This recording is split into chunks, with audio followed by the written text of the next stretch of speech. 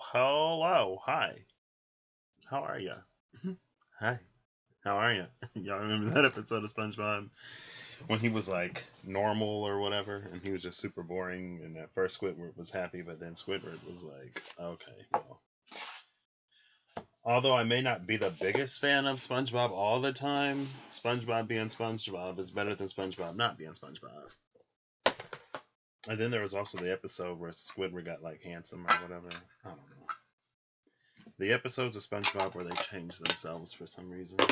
But then they find out that they were perfect the way they were. Yeah, I'm going to switch these. Even though I just cleaned them. So, I'm going to be doing a self-read today. Because it's been a minute. Also, I'm starting to feel like it's time for me to do something. Because I'm not exactly where I need to be in this moment. Or where I want to be. AKA, it's time for me to find a job. And really start looking. And I think I know the direction I'm going to go in. I'm kind of sort of going to put a few feet forward, I guess, and then see where I'm at. But maybe not. It's hard for me to decide. I'm going to go in the direction that I've felt most recently, and I know exactly where to start. So that's what I'm going to be doing. And it's starting to feel like at first I wanted to relax because of all of the work I was doing from basically like November to December or mid-December or late October to mid-December. And then I had my cataract surgery. So I was like, oh, well, let me catch up on all the video games and anime and everything else I've been missing. And I've caught up on most of my shows that I was watching. Pretty much all of them. I've gotten into some games. The games are starting to quiet down a little bit. I haven't played a few of them that I wanted to, but I'm starting to feel like it's time for me to get back to work. And it's time for me to focus on me again, and it's time for me to start growing and stuff, because, and then on a little app, I did a little reading, and it came out with the card of laziness. I said, laziness? But it was the 9 of Cups, and it was like, it's not that, you don't, deserve a sense of achievement, but, it's time to start moving again. And I know that because, like I said, I'm not where I want to be. AKA, I'm ready to be making some money. And more than that, well, not more than that, but at the same time, I'm ready to be making an impact, putting my education to use, doing something worthy and worthwhile with my time. Not that there aren't things that I am doing that have impacts and stuff like that. It's just that I'm ready to start building my life, So I'm going to give these a few shuffles before I begin. I'm using the Diceology cards, the Cards of Fate Oracle, and the Tarot Apocalypsis. And I guess I'll just pull a few cards or whatever, and we'll see what's up in me.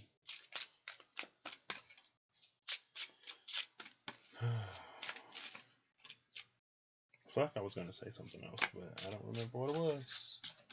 Oh, look, the 2 of Wands with the Prince of Wands. So, yeah, it's time to start moving. Bottom of the deck is the Queen of Pentacles. Oh. Queen of Pentacles. Oh, I'm getting confused. 2 of Wands. And the Prince of Wands. The 2 of Wands and the Prince of Wands is a 3 of Wands energy.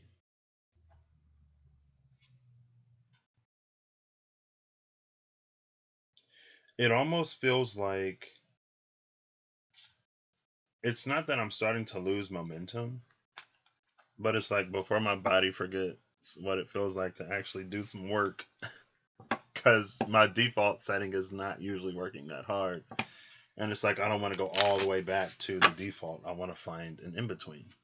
And so now is the perfect time to sort of begin to do that. As things are beginning to cool down, as certain things are beginning to fall into place, as things are beginning to stabilize in ways. And I've already like seen my world, my reality shift in a very intimate way, with my family, and it's like, whoo, I'm like, wow. And it's a pretty big one. It's a pretty big one, and it just kind of sort of happened one day, and I was like, oh, okay. And the rest is not for me to worry about. Oh my gosh, the Two of Clubs, another Two of Wands energy. I don't know why I keep holding it up there. Maybe I should have did it that way. Embodying hope, a fount of truth, and a tongue of light. Bottom of the deck is nearly awakened hidden power, breath that takes the shape of one's truest desires, and a commitment to self. Oh, wow. And that's the Ten of Wands, or the Ten of Clubs. Two of Clubs, Ten of Clubs. Okay. So these are nice and shuffled. I want to get one of these, one of those, and then I'll complement it with tarot.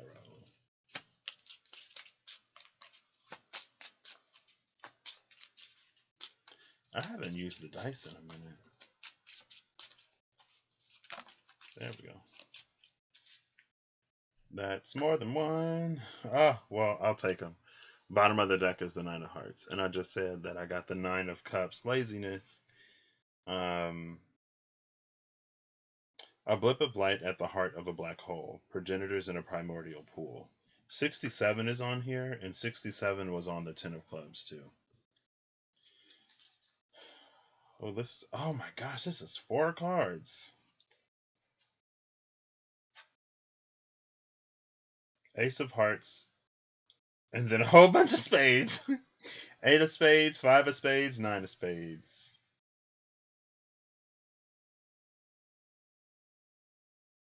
Okay. So, Ace of Hearts is the energy that we send out, is the energy that we receive. The future is born in the heart.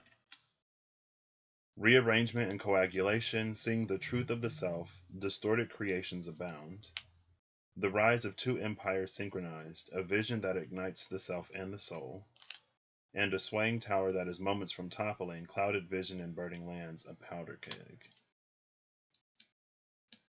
With the blip of light at the heart of a black hole, progenitors in a primordial pool at the bottom.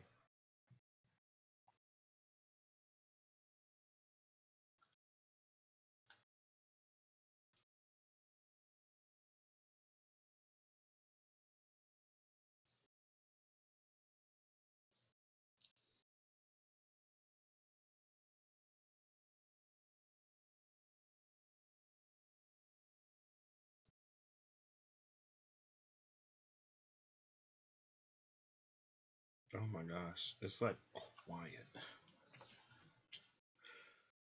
Some more context. I guess, well, I'm not sure. I want to pair these up. So I guess I'll pair them up like this. So give me one for the first pair.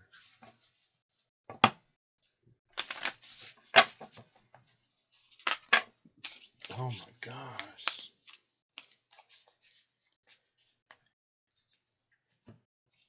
Oh, there's 4 more, so I guess we're not pairing it up. My initial thought was to pick one for everyone, but I was like, that's more cards than I want. But it's fine.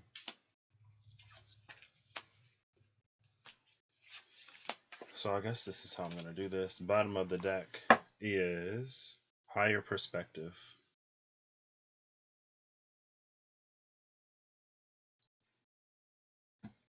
Then I guess I'll get 2 of these for everyone.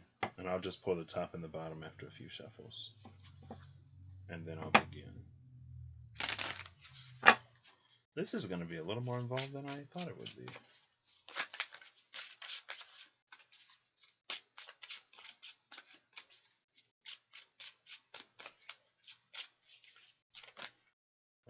Nope, sorry.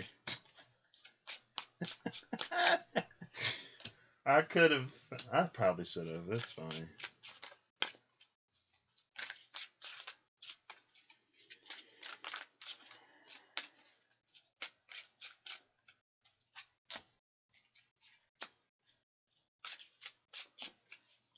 So since this is a self-read, I'm going to be doing it less generally.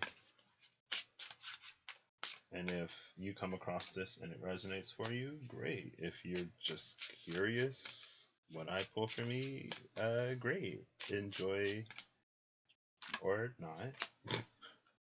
Bottom of the deck is the Three of Cups. Masks off. Well, one of these girls wasn't wearing a mask in the first place, so it feels like, honestly, it feels like there are certain people who have been positioned in my life for certain reasons, and those reasons are about to be known. Or maybe it's like, or certain things that have been in my life, not necessarily people, but I didn't see necessarily their, I don't want to say their purpose, but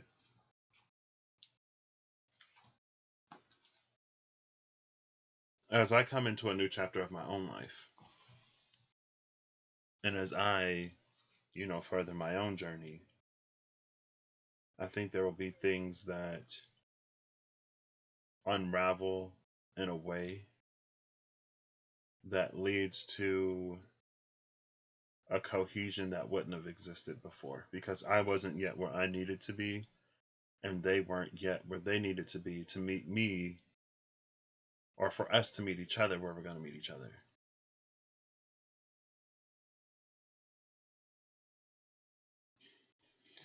Behind the Three of Cups is the Four of Pentacles. What's that about? Hold up, let me see. Behind the Four of Pentacles is the King of Swords. Okay, well, that's probably being a little cold, being a little too quick to cut people out, being a little harsh. There's an elephant in this card.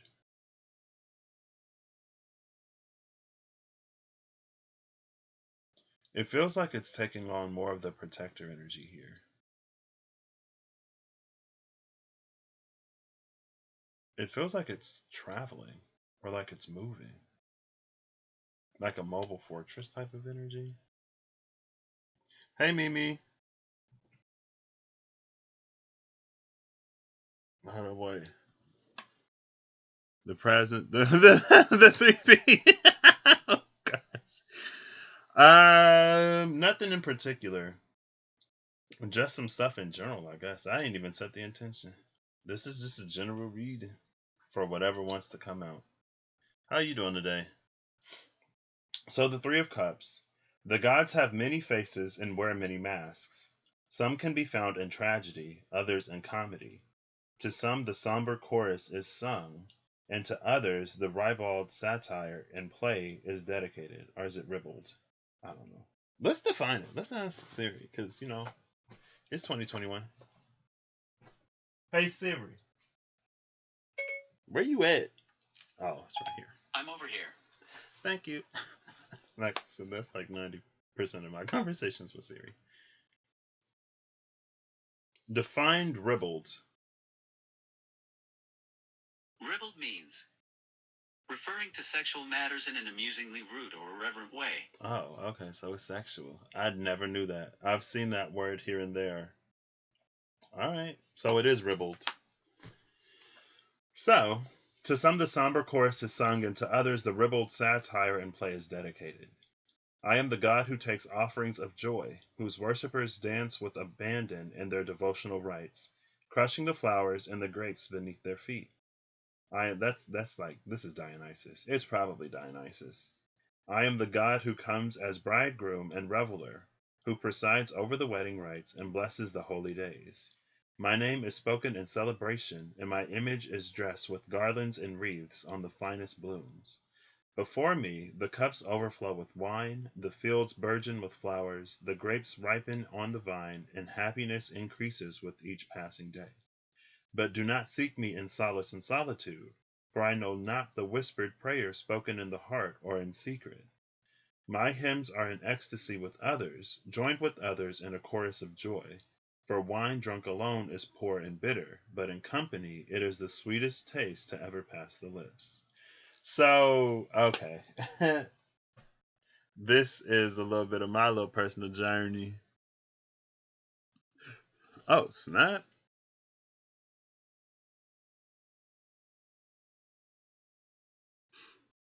It is. Thank you. Why am I on here? I'm tiny. Let me.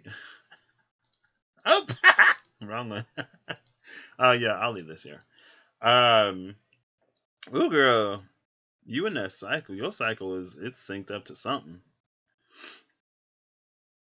So this is interesting. This is it. It's not found alone, right? Well, the Four of Pentacles and the King of Swords, with the Prince of Pentacles behind it. This energy could be a little overly critical, overly analytical. I don't want to say overly protective, but it is so for a reason. I don't think it's necessarily um I think it is to come out of it, but in the past I think it wasn't necessarily there for bad reason. I don't know. The point of his sword is grounded in the circle of runes down there. And there's two wolves on this card, so it's not quite a whole pack, but it's not the lone wolf either.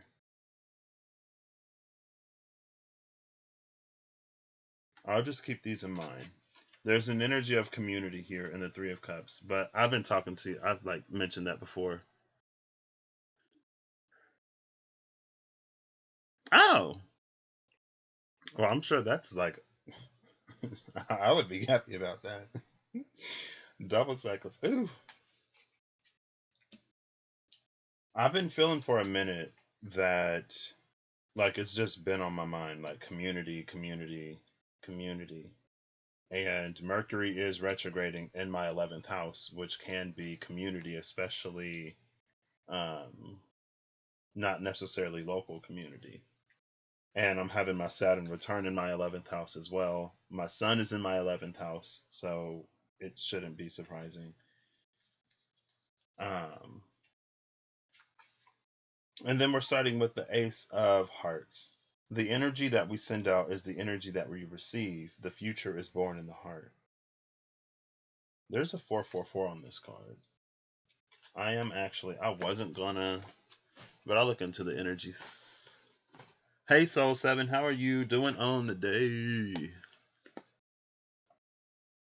You were, yeah, I was like, woo. Like somebody might become anemic. Like my cycle comes too frequently. I'm losing too much blood. What is happening? Why is that song? This song from the Wolves and the King of Swords. Oh, well, now the King of Swords is above the Four of Pentacles. The King of Swords is moving closer to the Three of Cups. Okay, all right, I like that energy.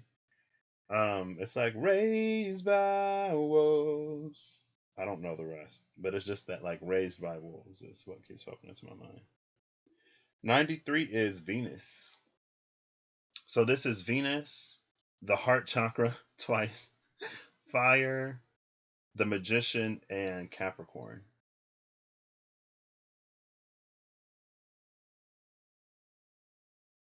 Capricorn and fire is interesting because it carries an almost Cancerian energy. The retrograde is between your 11th and 12th. Ooh, that's interesting. For it to start in the 12th and then move back into the 11th. Maybe now it's like you see things that I was in a dream last night. Um, it was like there was a classroom part of the dream or something. Not really, but we were talking about when words can mean more than what they mean. And for some reason I was interested. I just remembered this. And this girl sitting next to me, she was like, "Well, a word can mean something different depending on like your association with the word. So how you've heard it used and the connotations that you have of whether it's like positive or negative." And then I was like, "Oh, like also like numerology, you can break down a word numerologically, and then if you have a numerological basis, you can give a word an extra meaning that way, or you can go into the meaning of a word that way. And he was like, "Yeah." I was just like, "Okay, hola." I just wanted to contribute to the conversation,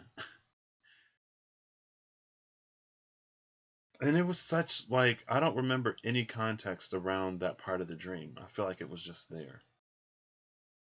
I don't know. When a word means more than what it means, sometimes it can be a little bit of like reading between the lines. Not necessarily. It's a Gemini energy. I don't know. Okay.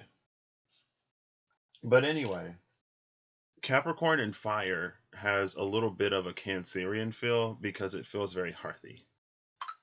Um and then the heart is here, so that's more Cancerian plus Venus. Venus with the magician. It's an energy of creating a home. The future is born in the heart. And home is where the heart is. So the future is born in the space that lies within the home. And I just talked about my home life improving in ways that, to me, I'm like, whoa. Like, a year ago, it was just so different. Um, but the energy we send out is the energy that we receive. I don't know. Let's get into this. This is going to be a whole bunch of stuff that I didn't necessarily think it would be. Oh, withdrawal. Withdrawal is here. Withdraw and the King of Wands with the Ace of Cups. This is such an interesting energy. The King of Wands with the Ace of Cups, it almost carries an energy of like, on a soul level, and on a soul level, it's already there. But on a more experiential level of the soul,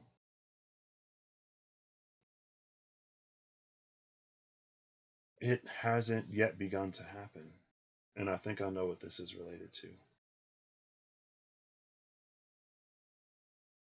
It's like on the soul level, everything is already complete.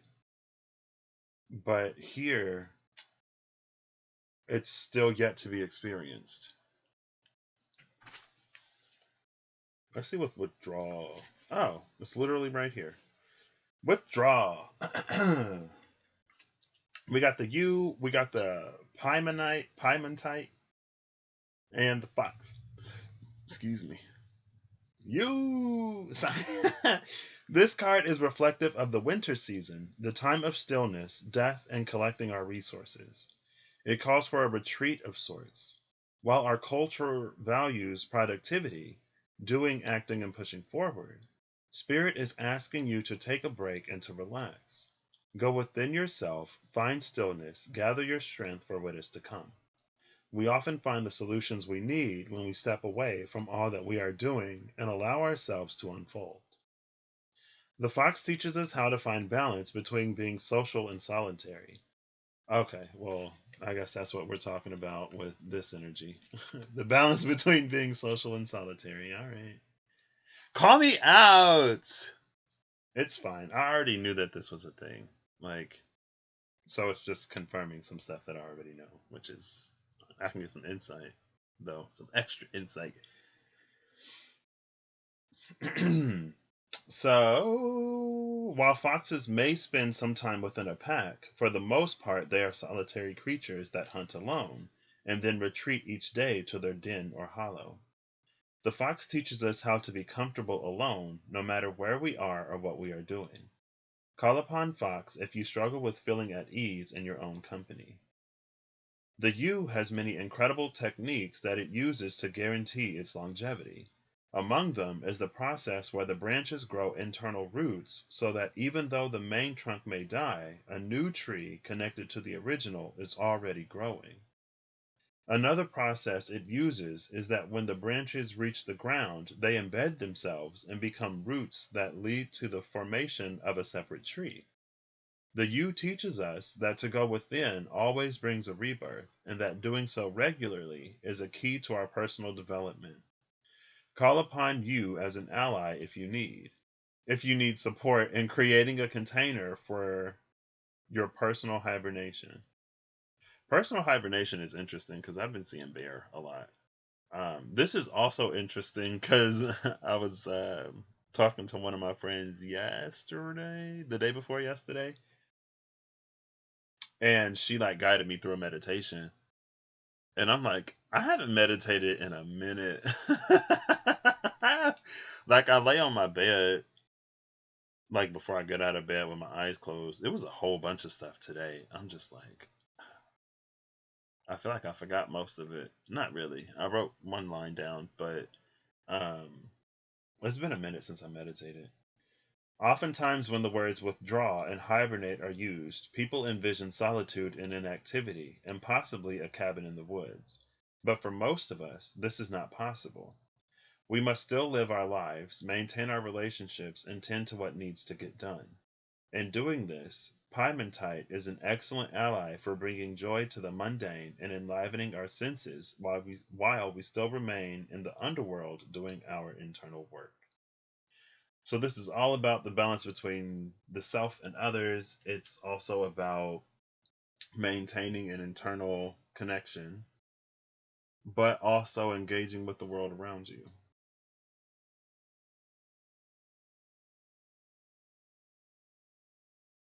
And again, it's like on a soul level, and I talked about like here, there was an energy with like masks off of there was an energy of like as I'm coming into what I'm coming into, there are things and people who are already in my life who will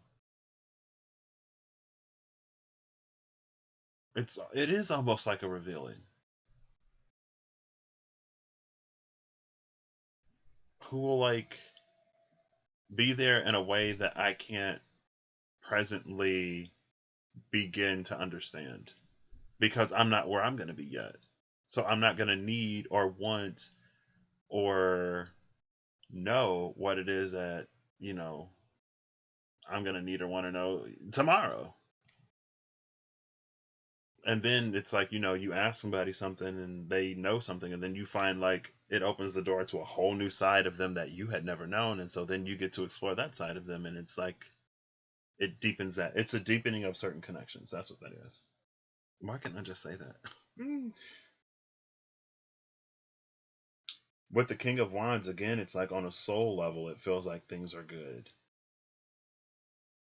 It's all about translating that into day to day life with this Ace of Cups.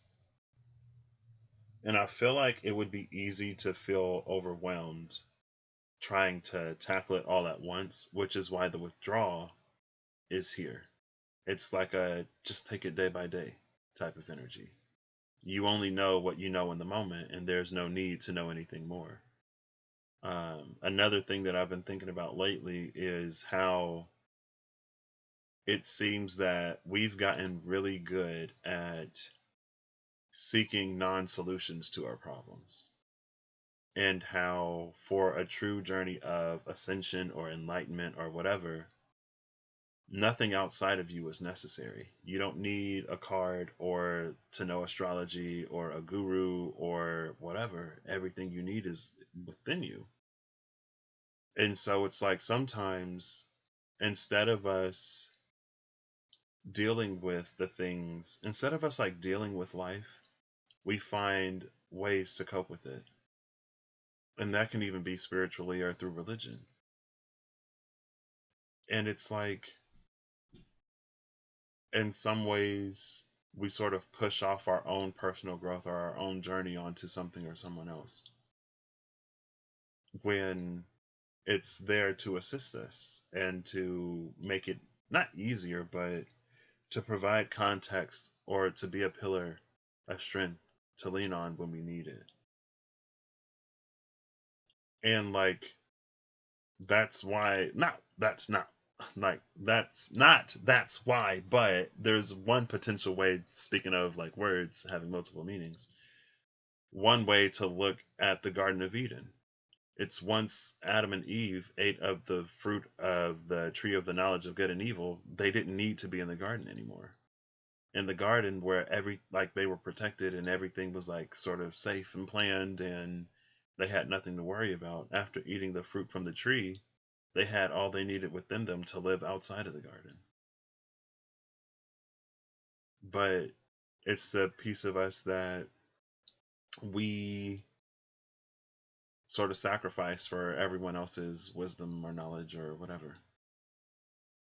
We all got a Jiminy Cricket. We all have a conscience and a consciousness. And when we allow them to work together, then one like strengthens the other. I guess when it has a different meaning, that's another time when a word can mean more than it means. When it sounds the same. Conscience and conscious. Similar. So that's this. I feel like this is a fairly broad.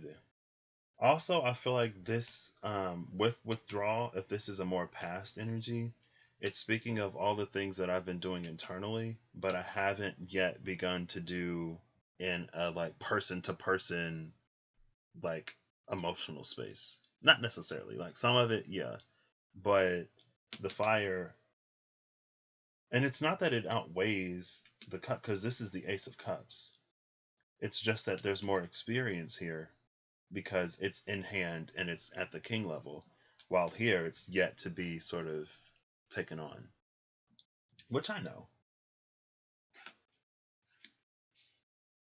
So next in line is the Eight of Spades. Rearrangement and coagulation, seeing the truth of the self, distorted creations abound. Let's see what this one about. This one is coming out with sacred sexuality. Oh, God. Before I started this, I was like, I want to do it live because I don't want to edit it. And now I'm like, oh, I ain't necessarily trying to put myself. We'll see. I'll see. I'll save all that. It may not even go there. It may not even go there. It also like ribbled came up in that, and it said something about sexuality handled in like a rude way or something like that. I don't remember. Oh goodness. I mean, it's sacred sexuality, so we ain't gonna get into the whole. We ain't got to dig into the archives of the past mess. Here is the Two of Pentacles and the Princess of Cups. I actually feel this. And it's one of the reasons why I don't engage in hookup culture as much. Because I don't really get pleasure from people that I don't have a connection with. And there was a whole like 6-ish months of me knowing that, and still like, and every time I'd be like, what am I doing? It's like I get nothing out of this. I walk away from it wanting more than when I went in, because it's like now like it there's no connection here.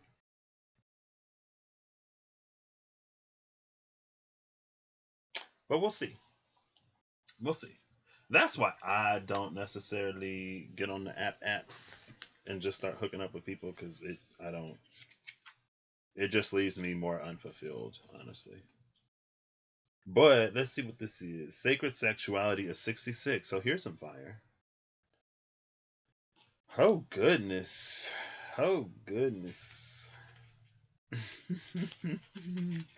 Sacred sexuality.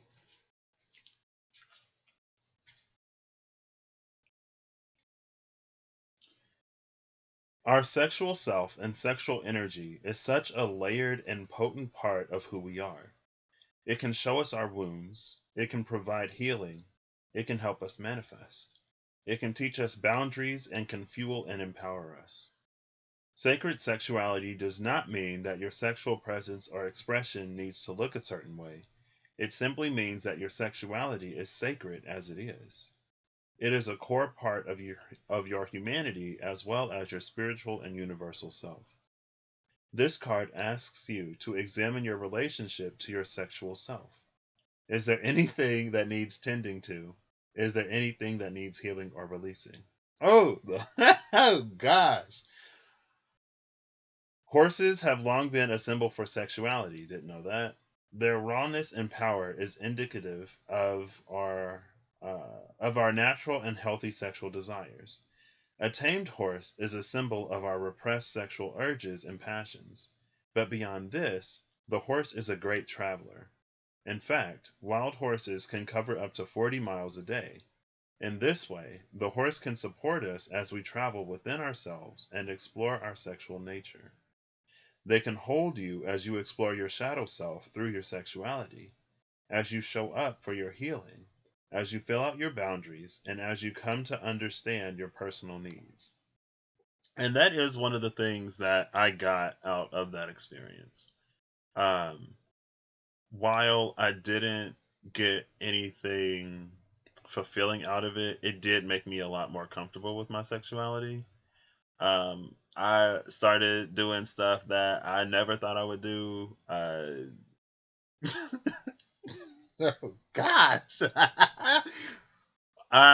Like honestly, I never thought I would send anybody pictures of myself, like nudes. I sent nudes, and I remember like senior year of high school, there was this one dude who I didn't even know was like into dudes, and then I found out, and he was like, "Send me some nudes," and I was like, no, I ain't doing all that." I was like, "You can send them, but they will not be. You ain't getting nothing from me." And then that's kind of sort of what started the whole mess. But it wasn't a mess because in me doing that, it basically opened up the space where that energy was already present. Like I had for the person I sent it to, I had already had that. It was more of physical curiosity than anything. And once that physical curiosity was like, oh, okay, this is what you look like. Like that was pretty much it. Um, but like then, cause that was like that happened a year after we started to spend more time together, and I was at his place sometimes, and I knew that he was flexible, um, and curious to explore that side of his own sexuality, and I was there. Um, but it wasn't until a year later, and then he was like, like a year ago, like I kind of sort of wanted to try this, and I was like, oh, really? Me too. But so I did learn a lot about myself. It emphasized or re-emphasized to me what my needs are that I already knew what they were because of a other experience that I had. You feel that's why being celibate is so easy. Yeah. Um, and like I've had another experience where I did like somebody, but then I didn't, and then we tried whatever anyway, and it was just like I can't get into this. And I initiated it, so I felt bad. Cuz I was like, man, I thought I wanted this, but it's not doing anything for me. Um but it did make me a lot more comfortable. And so and that's when I was talking about like I was also doing meditation class. So it's like I'm not going to shame myself or blame myself or feel guilty or whatever, but I do want to understand like why it is that I continue to do this when I know that I get no fulfillment out of it. And it's not that we always need a reason to do something, but it's like if I already know going into it that I'm not going to get any kind of whatever, then why am I doing this to myself? Because maybe next time something will happen. It's like, no, I don't know. But it did make me more comfortable in ways that I guess I'm glad that I'm comfortable with now. It also made me more comfortable with my body and other things like that. So I don't regret the experience for what it gave me. Um, and I guess my sexuality has become more sacred because of that karmic experience. But that's what they do, right? They teach us lessons. And we were both karmic for each other, so. Sometimes our wounds can manifest as not knowing our worth. In turn, we may accept too little for others. Perhaps we seek connection in the wrong places. Call me out. I already called myself out. Perhaps we use our relationships with others as validation. It can end up looking so many different ways, but at some point we may realize we need to source from within. Rose can be a beautiful teacher in reclaiming ourselves. Excuse me. It helps us understand how our sexual nature and heart merge in what we truly need. If we struggle with true intimacy, Rose can teach us how to surrender to that. The thorns of the rose are also an important aspect. While we undertake this process of opening, Rose can also teach us how to put up the necessary boundaries. So boundaries kind of sort of come up again, or that healthy balance comes up as I saw in the withdrawal card. Our entire lives, gender has been forced on us, and the internalization of this construct can be damaging to our natural selves. We end up rejecting parts of ourselves because we are trying to fit inside a box.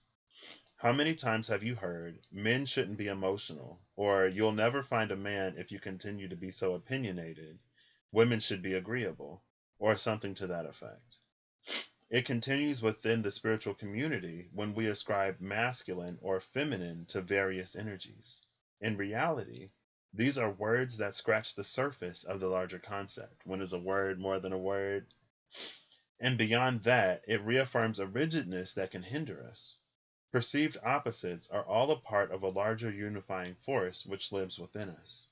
Shiva Lingam helps us meet and understand that force without the human constructs in place. Call on Shiva Lingam as a teacher as you work to unlearn these concepts and reclaim your totality within your physical body and sexual presence. And honestly, if I'm being real honest, it's something that I've kind of been thinking about lately. It's been in like the back of my mind. I haven't necessarily given it too much thought. But I don't know, maybe it's something to dig into or something to look into. I didn't even read these, did I? So the Two of Pentacles and the Princess of Cups, for me, it's finding that balance between the physical and the heart. And when it talked about, I remember when I came out to my mom, one of the things she said was, and it was an adjustment for both of us, so our relationship is a lot different now. But one of the things that she said at first is like, because she knows that I'm super sensitive. And she's like, you're not going to find a man that can love you in all those like super sensitive ways. It's just not going to happen because that's not how men are. And then I remember, and it's funny because I just thought about this earlier and I was kind of thinking about it last night. How like feeling like you've met the person that you thought you would never meet, or you met the person that you were told you would never come across. Or me feeling like that. And I remember one day it was just like, wow, like I can't believe I actually found you. And in such a like roundabout way, such an indirect way. But things happen as they need when they need. And the divine is, I think the divine knows us better than we think and is infinitely more capable than we imagine.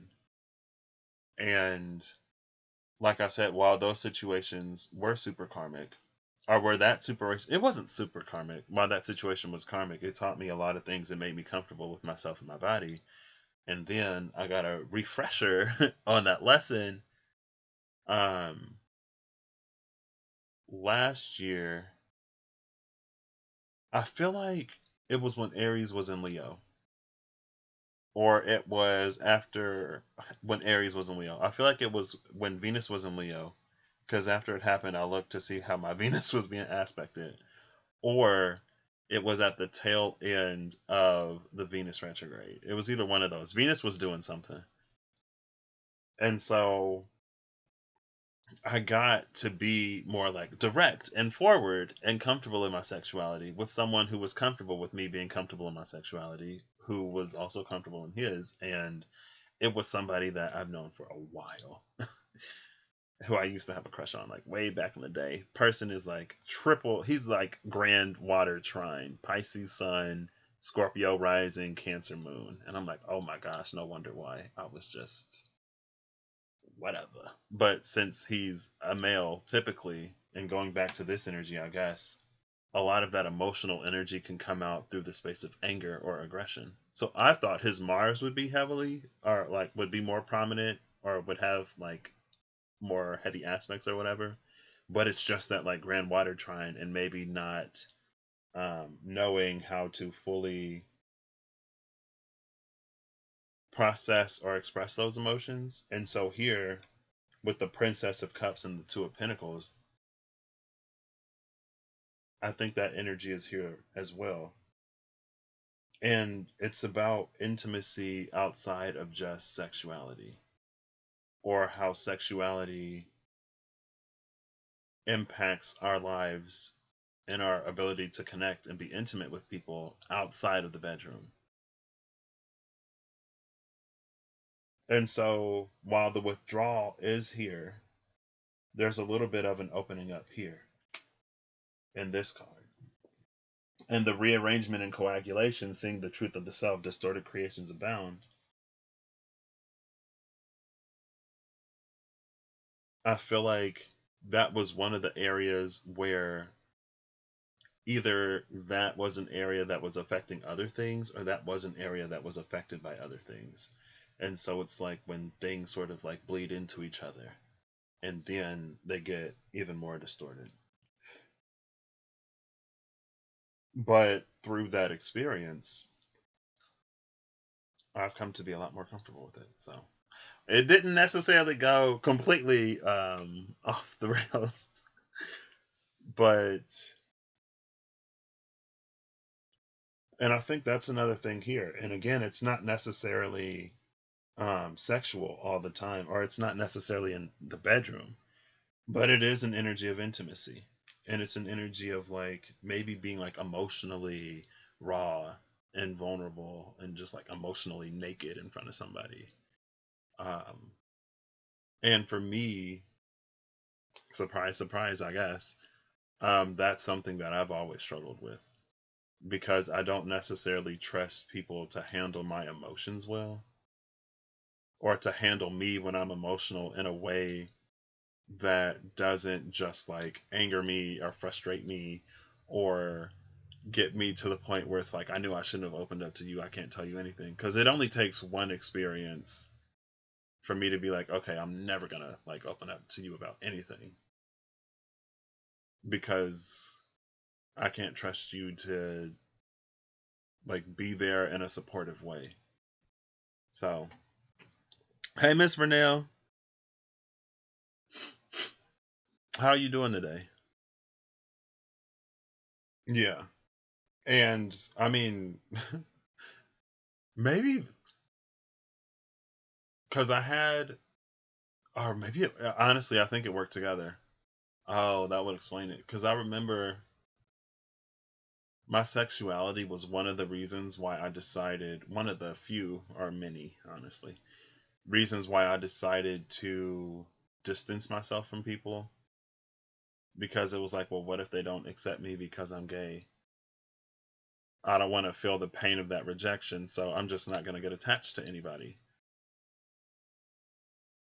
And I lived like 25 years of my life with that mindset of not wanting to get too attached to anybody, not wanting to need anybody, and to always maintain the position that if for some reason a relationship was over, I would be perfectly fine. And so it kept me from forming a lot of closer bonds and connections. But then it was like, that's one of the many things I had to heal in 2019. I started that like March 2019, end of March was when I got into all the relationship stuff and the intimacy, interpersonal intimacy stuff. So, um, and like I've met very, very, very close friends, and there have been some people that I couldn't help but be more intimate with, and so they got to know me on those levels. But yeah. Oh snap! Glad you're doing well, Miss Vernell. Hey, that rhymed. I'm doing amazing.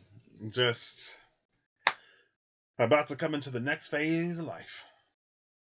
That's what, not what this is about, but I woke up knowing that I need to do that. Are my shorts inside out? No, they're not. Okay, I'm sorry. So I think that's also what this is. A lot of that wrapped up into the Two of Pentacles and the Princess of Cups. How those things sort of like affected each other and pretty much every area and aspect of my life, and how that was one of the biggest hurdles keeping me back. So on the journey of Pentacles, I was stuck at the 2 because, or the 4. But I think with the 2 here, and what's interesting about this 2 of Pentacles is the amount of water, or the water that's swirling around the pentacle.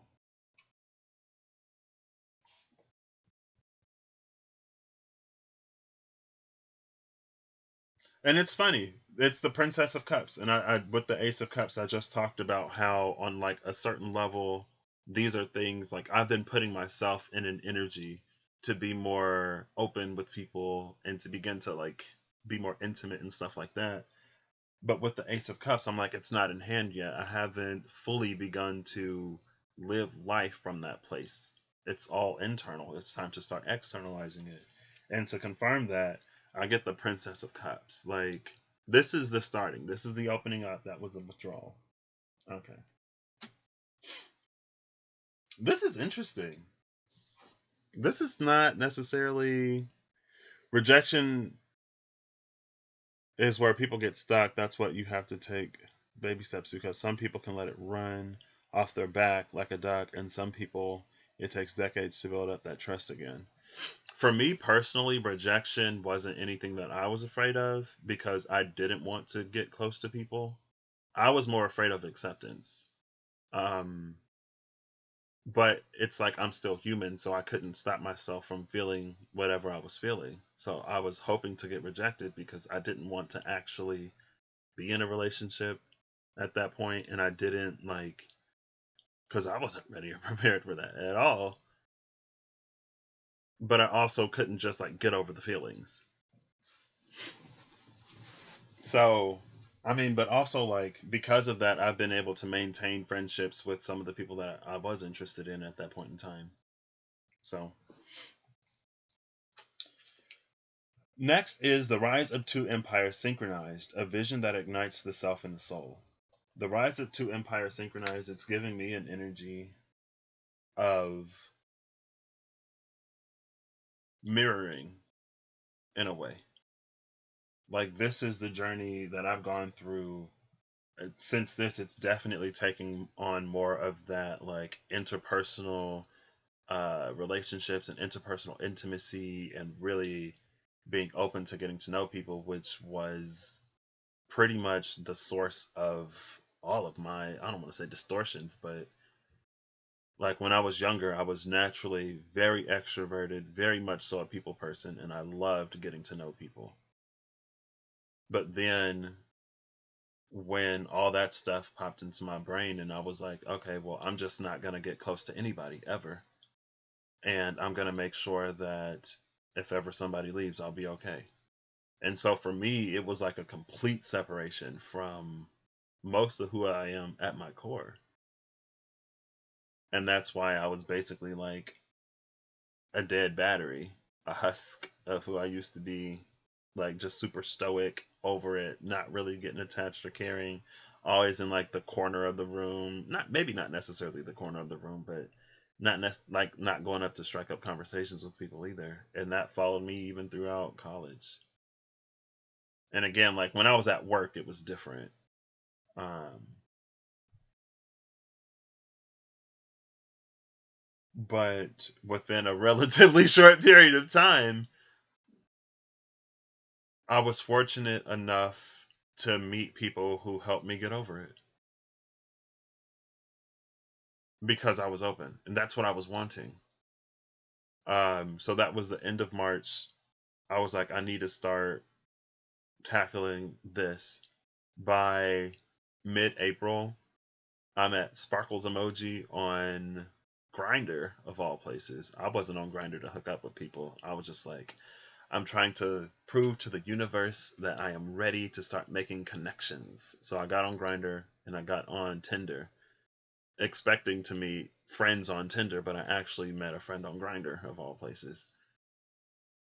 And meeting him at that moment in time and everything else, all the other people I was also meeting, it's what made being open to people easier.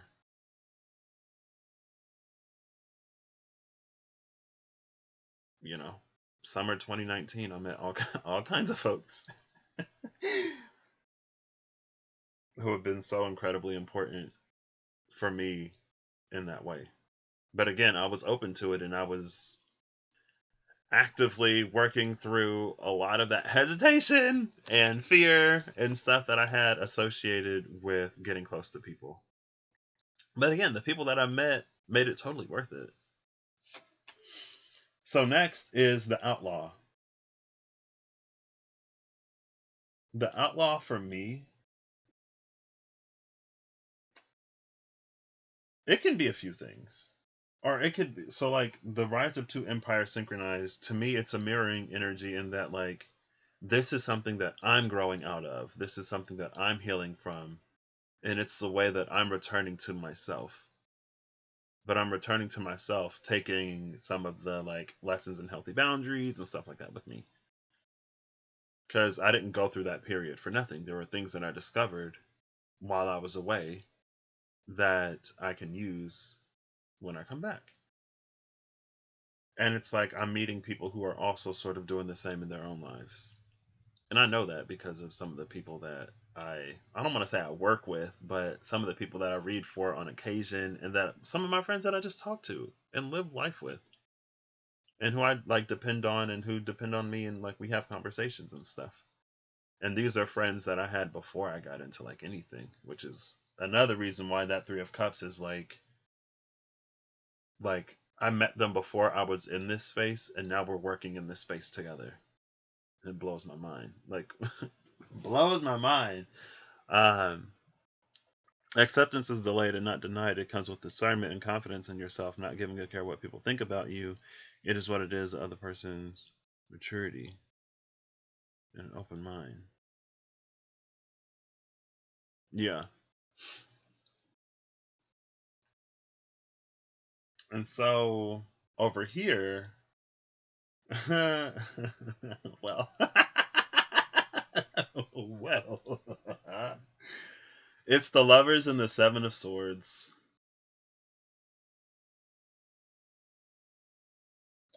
And there's an eclipse up here. The lovers is fire and water meeting. I love that. And there's maybe not necessarily a fiery element here. So with the outlaw, the other feeling that I got was it's sort of entering the um, no man's land that was this space. Honestly, this space for me, I was like, I was basically depressed all my life. And I gave myself until 25. I was like, I don't want to live to see past 25. And so also the closer I got to 25, the more um, things were like, and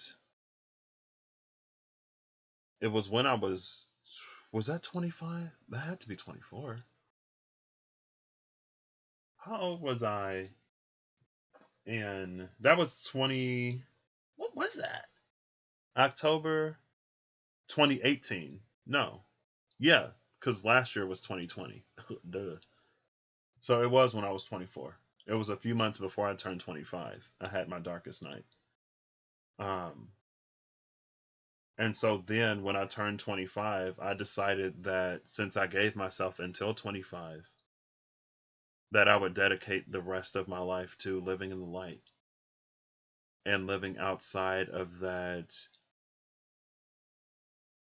just restrictive, strangulating cellar of life that was me not really like not only was I not handling or managing my depression, I wasn't doing anything to address the root causes of what made me so depressed, which was me living a life separated from who I was because of the future that I couldn't see because of the circumstances of the life that I inherited. And like that was the first time that cuz I have like I said I've been depressed or I was depressed like all my life. But that was the first time where like I didn't feel anything when I was depressed. Like usually I was like super sad and I wish I didn't have to feel like this. But like that last one, like I didn't feel anything. And when I came out of it, I was afraid, even though like it was something that I had thought about. I was afraid that like if I ever reached that spot again, I might actually do something. Because if the thought and the means had crossed my path at that time, I might have. Because I was just like, that's the first time like I felt like nothing, and I was like, whoa. And then I was like, okay, so everything's got to change, and I got to start doing stuff because if I continue to not, I'm not gonna survive. Um, and so the outlaw for me, like this is me going towards all of the happiness that I had forbidden myself from because I didn't want to have it and then lose it. I didn't want to like form close, intimate relationships with people and then they leave and stuff like that. And so for me, that's one of the energies of this outlaw.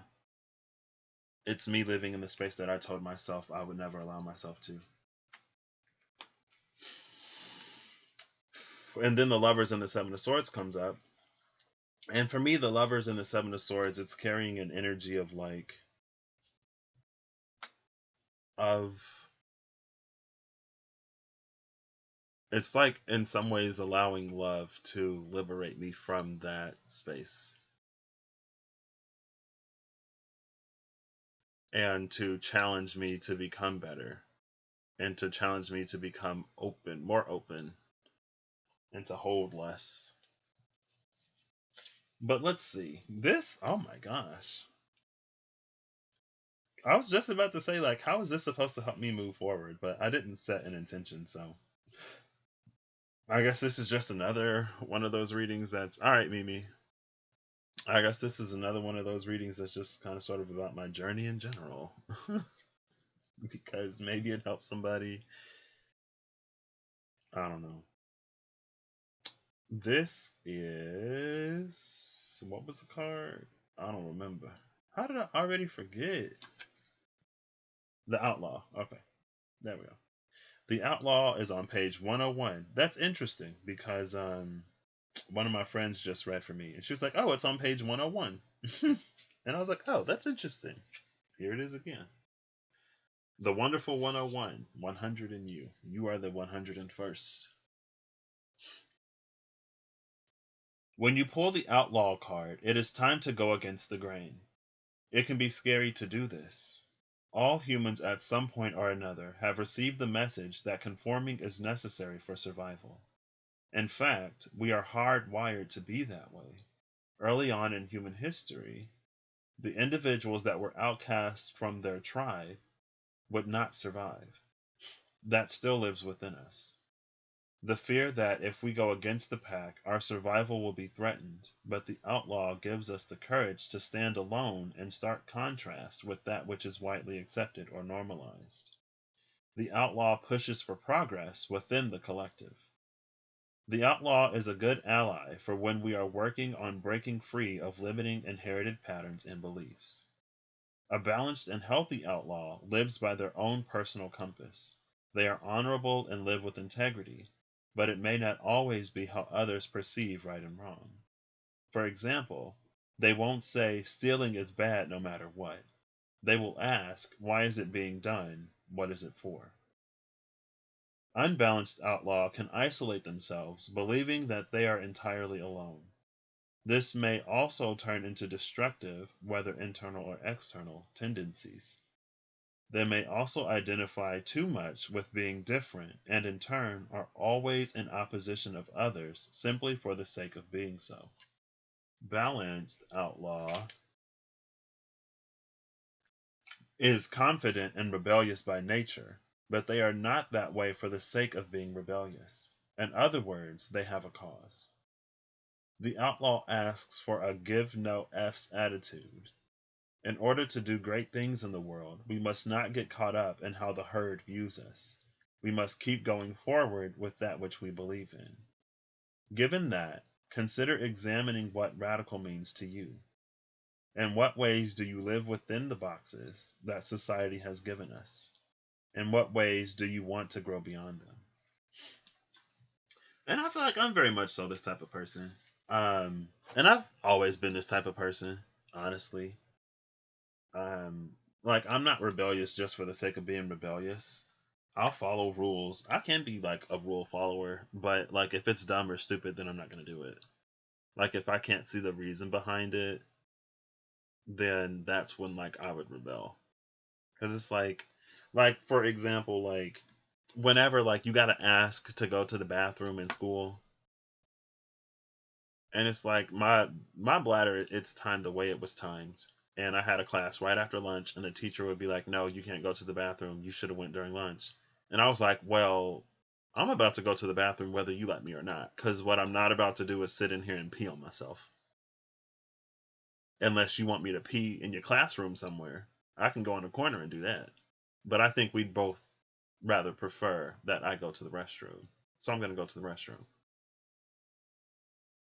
And like other things, but it's like also at the same time there were some things where like if a teacher said that you can't eat in their classroom or that you shouldn't be on your phone in their class, then it's like, you know, eating is one thing. I didn't do it. But like being on my phone, like that's not something like that's not a necessity. That's not something that I need to do. So that's not a rule that I feel the need to break. Right? Like I'm in class, I should probably be paying attention in class. So I'm gonna be doing that. I remember though that summer 2019 at my job, when we had our orientation, the person was like, hand in your phones. Everybody put your phones at like pass them down to the end, and then we'll collect them and you'll get them back after training. I was like, I'm not giving you my phone. Like, why would I do that? And then in between training sessions, when we literally had a break time, I was on my phone. And then when training started again, I put my phone away. And she was like, phones should still be at the end of the whatever. I'm like, girl, now by this point, keep in mind, I'm also like, what, 26, 25, however. Like, I'm a grown man. I'm not about to give you my phone. Like, I'm a child. Like, no. I can be respectful and responsible enough to not use it while someone is presenting. But while no one is up there and while we're on breaks, then I'm going to use my phone as I see fit. This could also be a more defiant love, I guess. Mold breaker.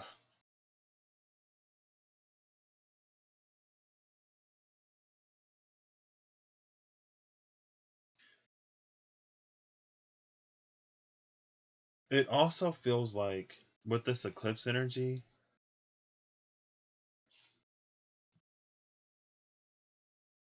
and maybe it's part of the community, because the King of Swords and the Four of Pentacles also reminded me of that. It's having, it's basically like having your own mind and sticking to that regardless of societal norms or pressures or whatever, or the people that fall under them. And so, in that way, it can be more stable within itself. And maybe a little stubborn. I mean, I am a Taurus moon and rising, so my moon is in fixed Taurus in my first house. So,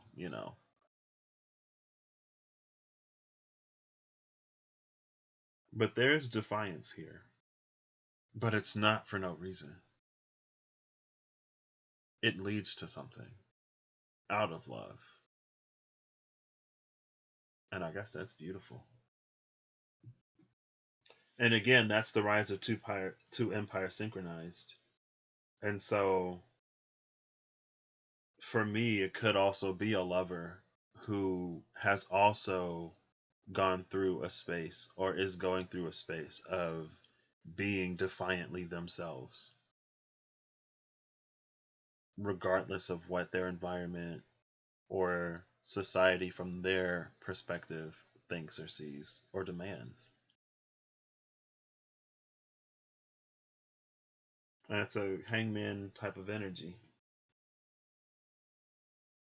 And maybe the vision of being together encourages each person to be more of themselves. More, I don't want to say ostentatiously.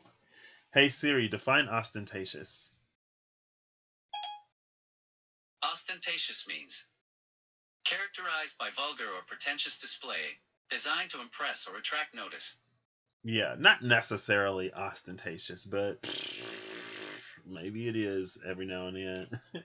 Like, I'm gonna be me regardless, or maybe it's perceived as ostentatious because it's like, why aren't you hiding this? Why aren't you ashamed of this? Like, why do I have to see this? And it's like, girl, you don't have to see it. You can avert your eyes, but I'm not gonna hide. And I'm like, I did that. I'm not doing that no more. Like that part is over. If it makes you uncomfortable and I'm not out here doing nothing, that's something for you to go within yourself and find out. Because I'm not here to abide by the rules of your society. Besides the good ones, like I ain't out here killing folks or stealing from folks or whatever.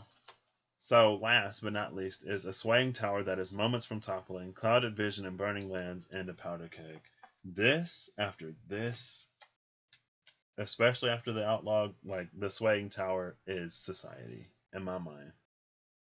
And it's the world that I refuse to no longer be a part of. Like, I never really wanted to be a part of it because I was always like, this isn't that great. I don't know why people work so hard or fight so hard to be a part of this system in which they find no true fulfillment or happiness.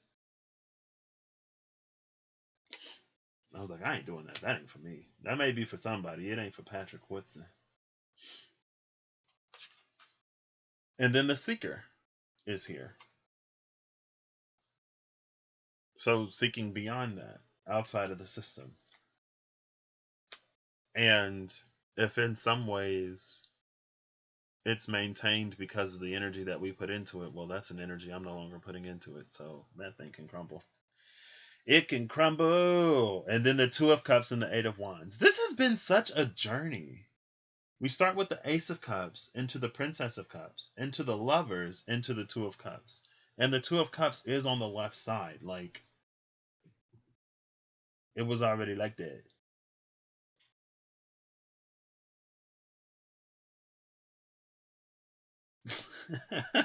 Why is WAP in my brain now? Hop on top. I want to ride. Oh gosh. It's because of this card. We're saying hop on top. Okay. And then the Eight of Wands is here. I feel like the Eight of Wands is with this Two of Lovers card. The Two of Lovers. I feel like the Eight of Wands is with the Two of Cups because for me personally, that was such a major blockage in so many ways. It held a lot of things back. And so to drastically decrease the resistance in that area of life and at the same time be decreasing resistance in other areas of life, it makes room for things to just happen that I was so resistant to before. And there was a year ago a point in time when it was a little overwhelming and I wasn't like to catch vision of all of the happiness and abundance that was possible. In the moment, it was overwhelming. It was a little much. And at that, like, I don't think I was the only person that was feeling overwhelmed by it. And so when it was like, hey, like, maybe we should like slow way down, I was like, yes, I agree. I'm like right there with you because I wasn't yet ready, but where I am now, I understand that life is a day by day type of thing. And I don't have to be ready now for what my life is going to be like 10 years from now, 5 years from now, a year from now, or even tomorrow. I just show up today and do my best in the day, in the moment. And eventually, a year from now will be a year from now, and 10 years from now will be 10 years from now. But there are things that are important to me right now. And there's more love and patience and compassion than there is fear or distrust or anything else. So, ooh, I kind of sort of like that popped into I don't know, for some reason, like last night, it just popped into my mind that this was something that I may be talking about. And here I am, maybe talking about it. Yeah, yes, okay. So, the Seeker. Let's see what the Seeker is about. Seek and ye shall find. This is the Finder. Oh, this is 110. The Outlaw was 101. The Seeker is 110.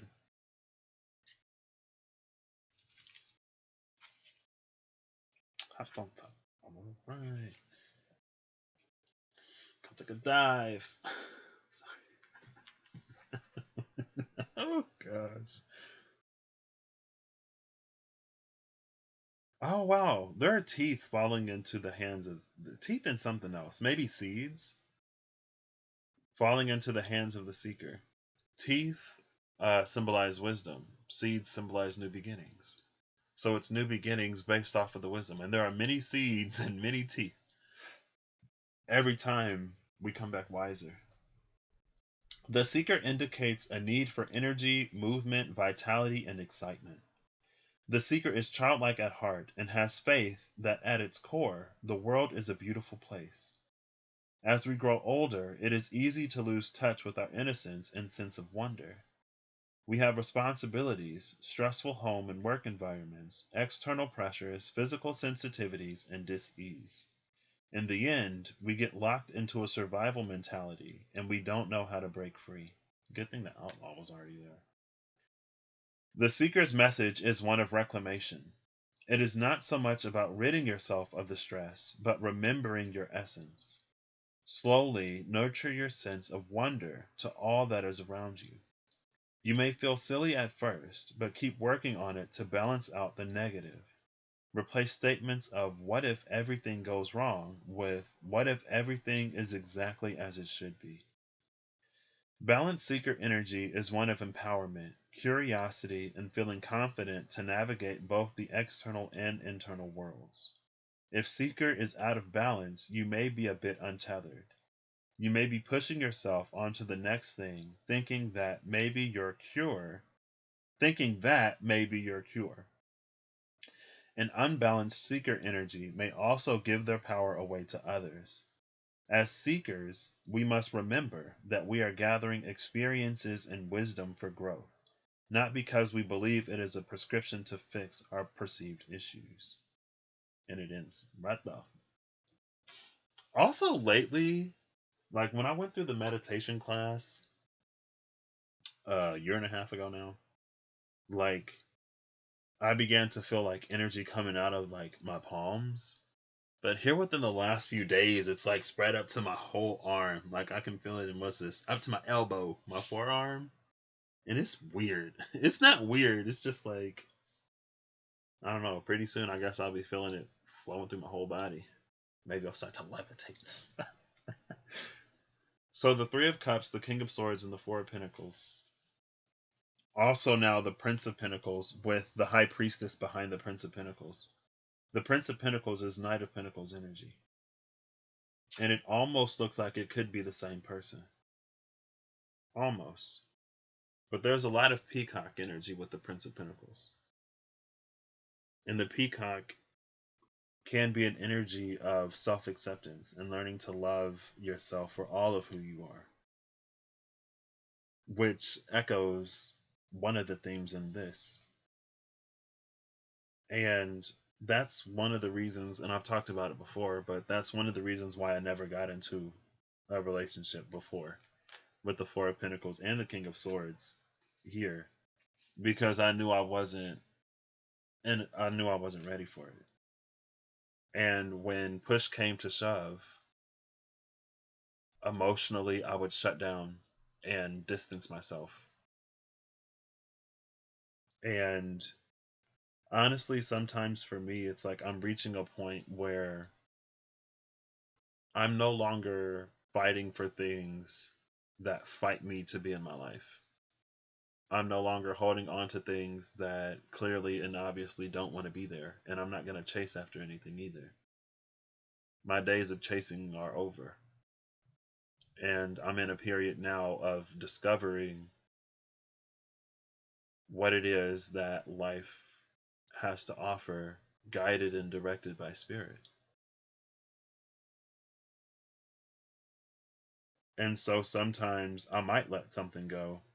And in the moment, like I ask myself, because that was my pattern for so long, like, why am I letting this go? Like, am I letting this go out of all of the stuff that I've healed, or am I like, what's the reason behind this? And 10 times out of 10, I'm letting something go because of where I am now and where I'm going. And I already think a lot anyway, but it's been the case now for maybe since May, June, July last year, where it's like some of the things that I'm choosing to do, like it feels like I'm making some of the same choices, or I'm making similar choices to how I used to make. And so I ask myself, like, why am I doing this? Or why is this happening this way? But the space that I'm making choices from is completely different. And so that's why, in my mind, like, it's not always to do the opposite of what it is that you used to do. Doing the opposite isn't always the solution, which is where the outlaw, unbalanced outlaw energy, or what I would kind of sort of attribute to more of a like an indigo energy, like a rebel without a cause indigo energy, or an indigo energy that is more in the opposition than looking at the bigger picture. Because if your thing is to always go against the grain, then you're just as easy to manipulate as someone who always follows orders. Except for you, just tell you to do the opposite.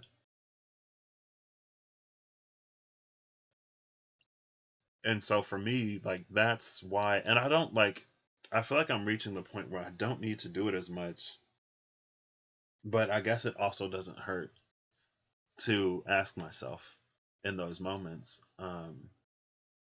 Sometimes it plays out the same, but for a different reason. And the different reason is good enough. Because it's the internal that's the most important anyway. The way it plays out on the external is the least important part of it. But sometimes we correlate a different outcome with growth. And again, that's not always the case. But when you're connected to yourself and the divine, like, you know that, you'll be able to see it. or like if you don't necessarily believe in a divine or higher power, when you're connected to yourself and your growth and the universe and life, the element of life that flows within you and outside of you, you see that. And like all of that has led me to having this higher perspective. And so while community is something that I've been pulled towards, I also know that like I don't have to sacrifice myself, my integrity, or anything like that to find a community. Because it's about finding similarly resonant individuals. And it's already out there. And some of them I had met a long time ago, surprisingly enough. A blip of light at the heart of a black hole. I love that energy for this, especially ending with these two, the outlaw and the swaying tower. Because for me, it's been a journey of first, it was learning to find the light in the space of darkness. Then it was learning to anchor light in the space of darkness. And then it became being light or being a source of light in the space of darkness. Because everything that I needed spiritually was already given to me and instilled within me, and I had already inherited from my family and my ancestors. And once I got all that, it's like I didn't need as much instruction or guidance or help from spirit. It's just like, do the things that you know to do. It's like, okay. And then, you become a little bit more luminous.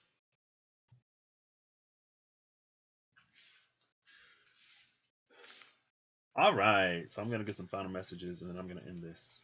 And I also love that it ended with the seeker. Because like I said, for me, like, this isn't necessarily anything new, or like this doesn't necessarily give me any guidance or information on where I'm going next in life. And honestly, I didn't really expect for anything like that to come out, because I know that I'm in a space now of choosing and creating. And when you're in a space of choosing and creating, then there's nothing for anyone to really tell you. Right? And it's the seeker, so I'll find it. Live life and find out. That's been my motto for maybe a year now. Maybe 2020 was the beginning of that. Just live life and see.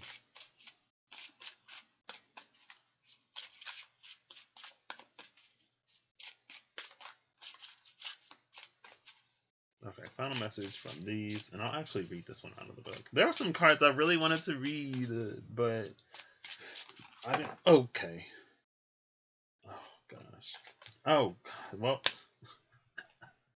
take these two. I'm just gonna run through these real quick. So the Two of Wands is here with the Prince of Swords. The Two of Wands and the Prince of Swords for me holds an energy of like, you don't need to know all the answers, just start somewhere. And then it takes you to the Three of Wands with the Chariot. Because the more you continue, the more you learn. And with that Chariot, the more you can integrate what you learn as you go, the faster you become. But not only the faster you become, the more decisive you become in that movement. The more horsepower you have under the hood. Ending with the Eight of Cups, the Prince of Cups, and the King of Pentacles. This Prince of Cups has the Ace of Cups, but it's no longer bloody and overflowing. It's clean now. And it leads into the King of Pentacles. And the King of Pentacles in this deck is all about how much we still have to go and how much we still have to grow. So that's a Nine of Cups between the Eight of Cups and the Prince of Cups. And for me, it's been an energy of not being afraid to go after what it is that I want. Not fearing rejection or the way that it makes me look or whatever. Internally, once something within me is like, I don't want this to go unsaid or unexpressed, then it's just time to do it. And with the King of Pentacles, it's not necessarily making a habit out of it, but it's coming to understand that if we don't say anything, then we don't get anything sometimes. And then here's the Moon card. The Moon card it just speaks of uncertainty. But again, like, this is an energy, especially like the Two of Wands into the Knight of Swords with going into the Three of Wands in the Chariot. It's an energy that's able to navigate that. And because it navigates the way it navigates, it learns to trust. And because it learns to trust and navigate, it learns to see beyond.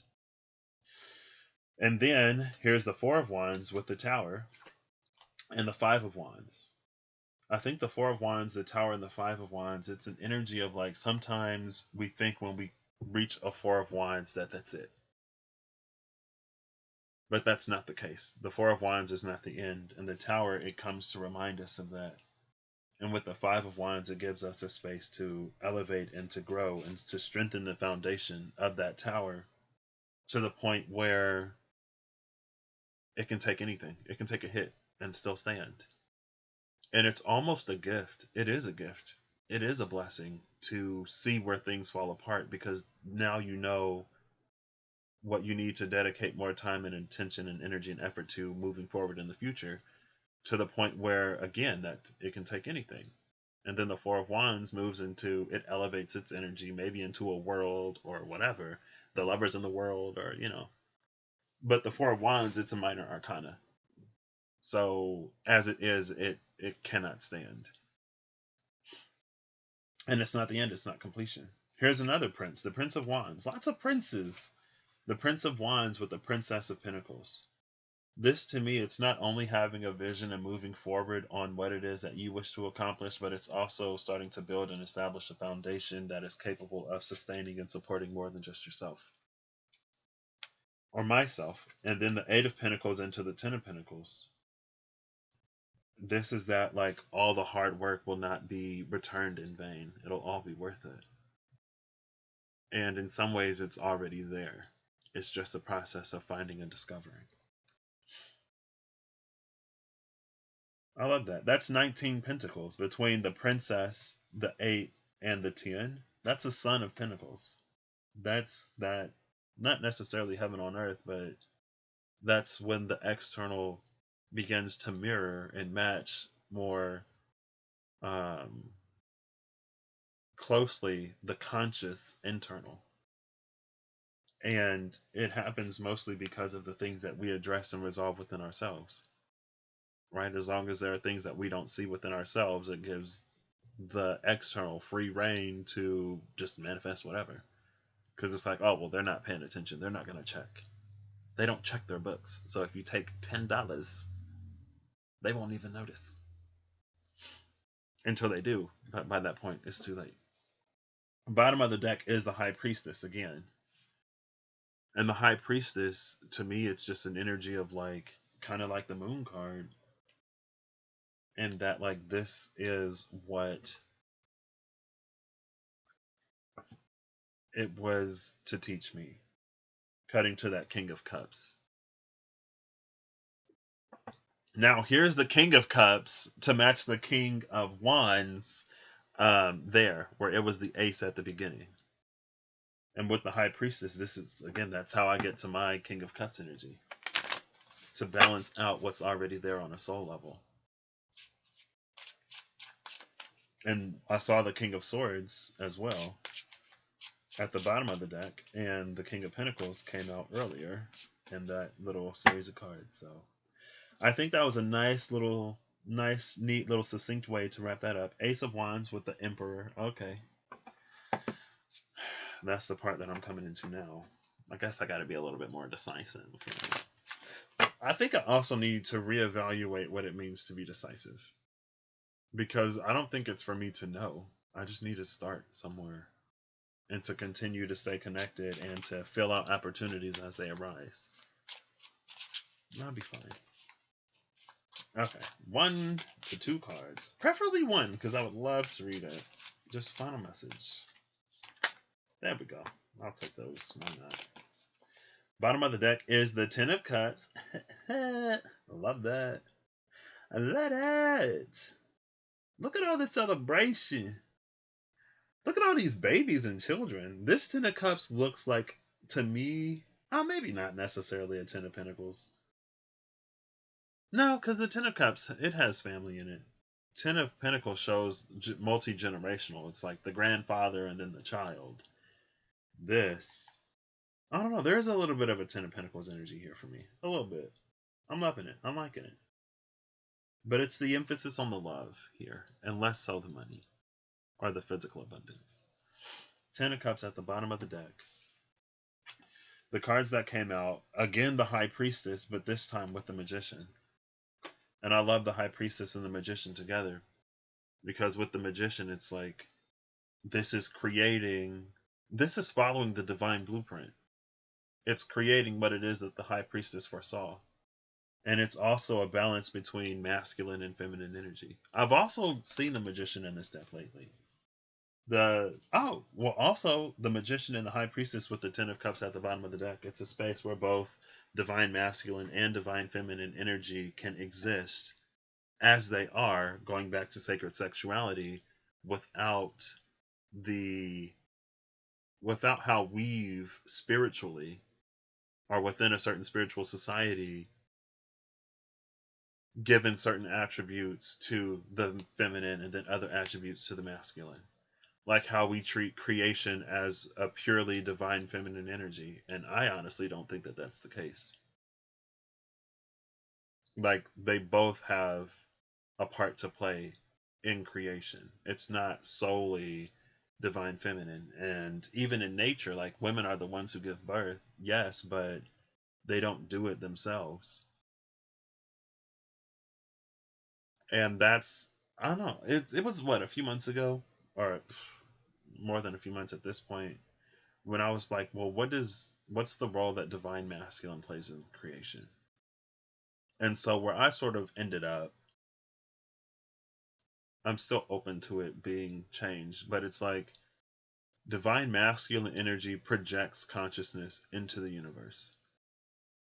That's why a lot of times when man and masculine energy like establish a corporation or a foundation or an organization or even a system, that system reflects the vision of those who created it. And that system, because of how we sort of treat corporate ownership, follows that vision. It doesn't deviate too much from it. And what happens is, as the world continues to progress and change, those systems eventually decay, because pure masculine energy isn't capable of necessarily flexing with the world around it. It's a little too rigid for that. And so feminine energy in creation becomes something that is able to take on different energies. It creates a vessel that is capable of holding consciousness. The masculine projects consciousness. But when you combine those, it's projecting consciousness into a vessel capable of holding consciousness that is able to, and it's like that's the perfect formula for life to come in, and then that's the creation of something that grows and evolves and changes as things grow and evolve and change. A vessel without consciousness is just a doll. Consciousness without a vessel capable of sustaining it or holding it is a system that is eventually doomed to crumble and fail.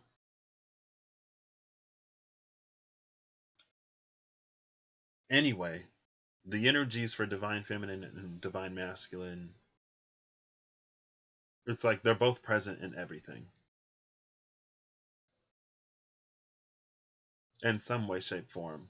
With the Ten of Cups at the bottom, again, this creates the space for us to find out. And I also said recently, like, when divine feminine and divine masculine meet, it gives birth to pure divinity. No longer separate, no longer polarized.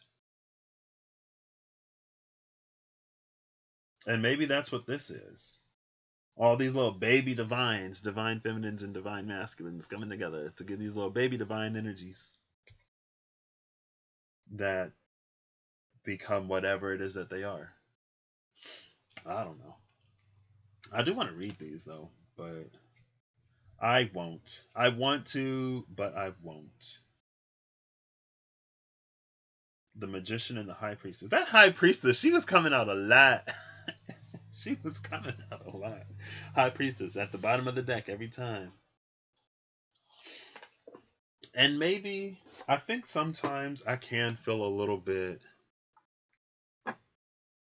not behind, but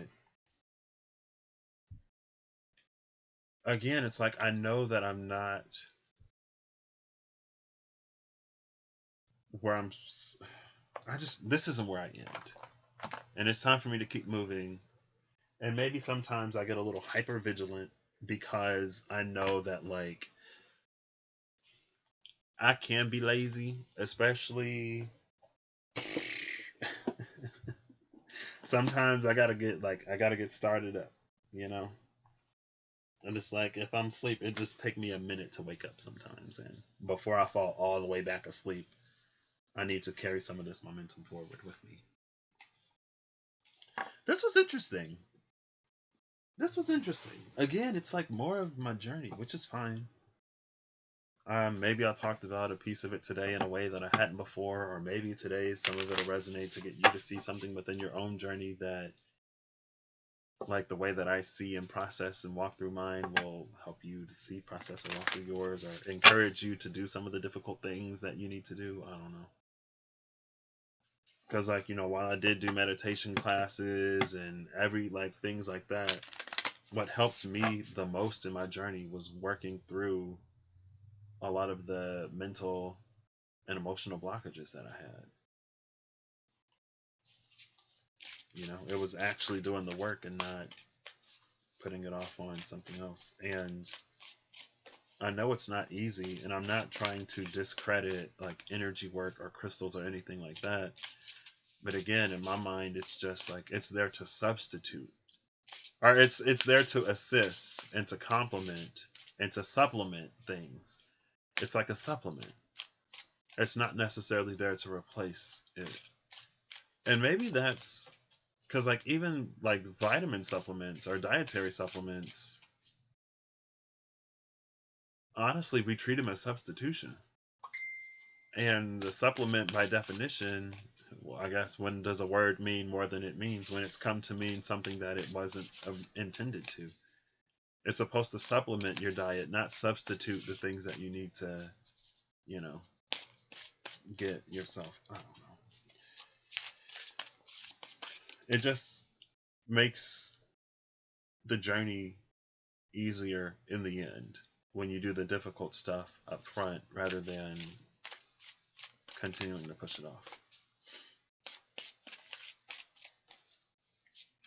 But, to each his own, or her own, to each their own. And we all have our different ways of going about that. And that's something that I can accept. Surrender. With paradox. Ooh. Paradox and surrender. Surrender to the paradox. I think I've read Surrender before. I saw Surrender. Or Surrender was at the bottom of the deck yesterday, maybe? I don't remember. I don't remember. I don't remember. Let's read Surrender.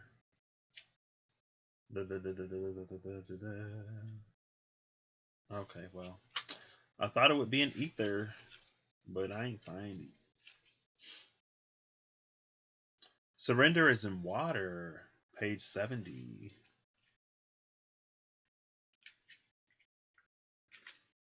Oh, it's the first one. Look at that. Surrender. We often hear the word surrender being thrown around intentional communities, and rightfully so. This is one of the primary lessons we are on earth to learn. It is also one of the most challenging. To surrender is to have our human nature take a back seat. This is not easy, and we can find ourselves saying, I know how I should look at this, but we struggle when it comes to actually embodying it and putting it into practice. When we are working with larger concepts, it is important to break it down. Rather than embracing surrender like a mantra, Enter into a dialogue with it. What does it mean? What does it look like? If you were to surrender, how would you feel? How would you move through life? How would your heart, soul, mind, and body feel? With the situation at hand, how would you engage differently? What are small things you can do daily that hold a container for surrender? Consider journaling around these questions and sit with what this card means for you and how you can integrate it. Oh my gosh, polar bear! There you go, girl. You went a little quiet for a second. First it was bears, and then it was polar bears, and then it was bears and polar bears. The polar bear evolved 150,000 years ago from brown bears. It migrated north and in doing so had to evolve in order to adapt in its new environment. Sometimes to surrender, we must shapeshift. Polar bear reigns in its ecosystem and easily survives in the harshest climate in the world because it surrendered to the environment. When we are struggling with our human nature, our need to control and know, invoke the spirit of polar bear to transmute the resistance and allow it to lead you into personal evolution. Often the only thing standing in the way of our own power is our lack of willingness to see it manifested differently than we imagined. One of the most magical things about willow is that a fallen branch can regrow into a tree. This is the second time we've seen that. You can do it too, because you grows the branches, it grows internal roots, and so if a branch makes its way into the ground, it becomes its own tree. I didn't know yews could do that. Apparently willows can do it too. It contains a growth hormone that creates rapid rooting. In fact, you can use willow in aiding other plants in growing. Willow is an ally of rooting where you are. So often we want to be elsewhere, living in a different place, doing different work. We are reaching out sometimes. Hold up, wait. Living in a different place, doing different work. We are reaching, but sometimes we are not sure to what. It is often our resistance to our current environment that prevents us from moving on. Working with Willow will allow you to root into your life, surrendering to what it is teaching you now, and in turn, holding space for new ventures and new growth. We can't get to where we want to be without being where we are. And that also reminds me of it's a song in Into the Woods, and the dude's like, no more questions, please. And then the other dude is like, running away, let's do it. But then he's like, what did he say? Unless there's a where, you'll only be wandering blind. Just more questions. He's like, you want to run away? Okay, like let's run away, but where are you going? Because if you don't know where you're going, you're just gonna have more questions. Running from questions doesn't answer any of your questions. It just leaves more things unanswered, and then it puts you in different spaces to have more questions that still don't have answers.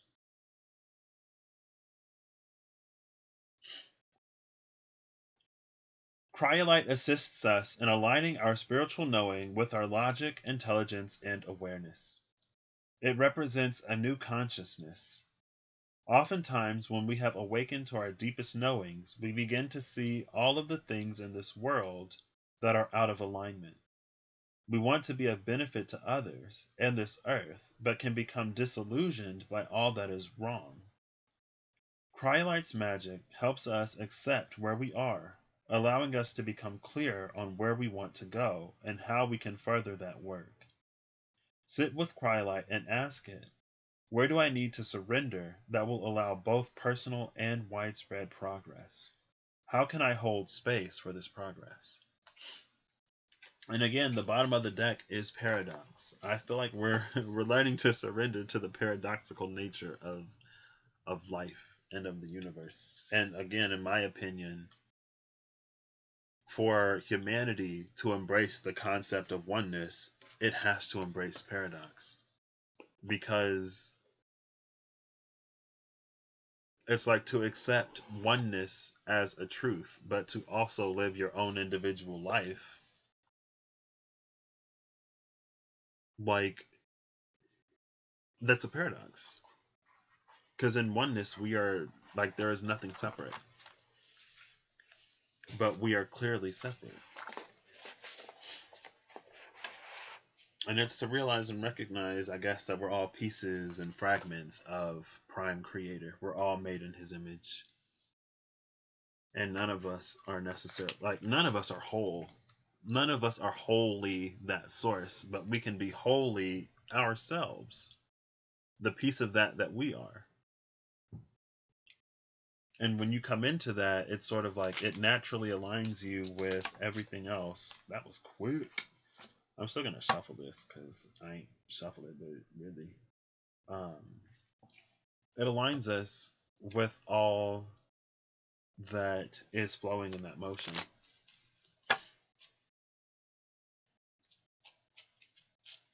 But it's not to neglect or forget the self, and it's not to reduce anyone outside of you to just a fragment of you or a piece of you or a reflection of you, because we're all individuals and we deserve to be honored and respected and treated as such. Not just, oh, that person's a reflection of me, that person's a mirror of me. Well, that strips them of their own unique individual spark of the source of creator that you aren't. Bottom of the deck, an accurate depiction, a true-to-life tale. Liquid light that carves its way through night. Carves? What? The 9 of diamonds. Oh, there's a 19. That's solar energy. That's sun, moon, Capricorn, the solar plexus twice, and the element of water. Wow, the typos in here. I cannot. That carves its way. Y'all see that? Carbs its way. Carbs. Carbohydrates provide energy. It's light that energizes the night. But an energized night becomes light. That's what stars are made of. The 4 of Hearts, a depth of materialization, a murky mind or will, and clouded vision. Excuse me. Well, here's clouded vision and a murky mind or will, but liquid light that carves its way through night. 9 and 4 is 13. And they're both red. Red would be masculine, and black would be feminine, typically. Well, I don't have to do that. The card literally just told me to not do that, didn't it? A depth of materialization. This is someone who can like manifest some of the things that they want, but they don't manifest all the things that they want, or they can consciously recognize when they're manifesting things that they don't want, and it's because the mind or the will is murky, or it's because your vision is clouded, because there are still things within yourself that you refuse to acknowledge or see. Then it's like there are things on the outside that you wouldn't necessarily be as capable to accurately pinpoint to the source of their whatever, because within yourself you don't see it, or you refuse to see it. And it seems that like some folks would call us to mastery over manifestation by refusing to acknowledge the very real ways that the world is hurting. And the collective heart of humanity is hurting because of what we do to each other, how we treat each other, and how dismissive we can be of one another.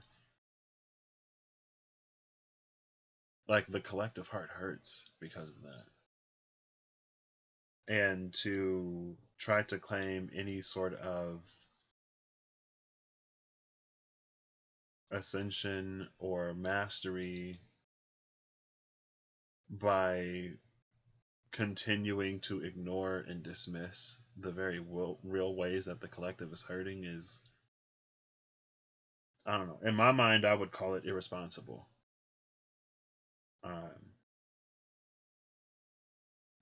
Because it's like, I don't know. if you are as powerful of a being as you say you are, why would you not listen or help? Why would you continue to ignore or to dismiss it as an illusion? And I think we can be really quick to dismiss things as an illusion or not real, again, because we don't face the reality of the shadow and the darkness within us. And so if you can't see it within yourself, then there's no reason why. There's like, it's no reason why, like, no wonder why you can't see it outside of yourself either, because you don't face it within yourself. But an accurate depiction, a true to life tale, it's there. And, you know, we all have our own journeys, I guess. And maybe I'm wrong. Maybe you can be this master manifester and just F everybody else. You know? Maybe that's what oneness and ascension and the 5D collective consciousness is all about.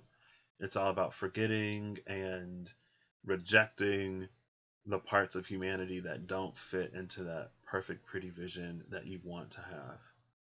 And instead of doing things to, it's like instead of cleaning your yard or the house, you just try to move or something. It's like the things that we can do to get where we want to be have made themselves apparent in every single way the world is imperfect right now so loudly that we can address and handle, but so many of us would choose not to, but still claim that we're going somewhere better. And maybe that's what that surrender was about. You know, how it's this thing in the spiritual and intentional communities that we haven't maybe dissected as much as we can. And specifically, what was that? Cryolite or willow? It had to be cryolite. I forget what I was saying. I don't think it's for me to talk about. I think it's for each of us to discover on our own. But I guess just ask yourself, if you were the creator of the world, like, would you want to create a world where people suffer, but other people consciously decide to ignore their suffering for the sake of being able to sleep at night or something? I don't know. Just things to ask yourself as you come into your creator functionality, I guess. But that's what I got. I hope y'all have a good whenever you see this. I hope you found something in here that resonated for you. I hope maybe you got to learn me a little better if you wanted to. That sacred sexuality thing surprised me, but you know, it was also part of the journey to intimacy and learning to be more open. So, you know, talked about it. I hope y'all are acting in alignment to make that which you wish to experience your reality, because it's possible. And if you don't do it, I'm not going to say no one else will, but if you have the opportunity to consciously be a part of really making and creating your life, then it's well worth it to handle and face and address the things that keep you from being a more active participant in that conversation. So I will catch y'all when I catch y'all. Miss Vernell, Mimi, and Soul, it was good to see y'all. Thank you for stopping in, and I will catch y'all later.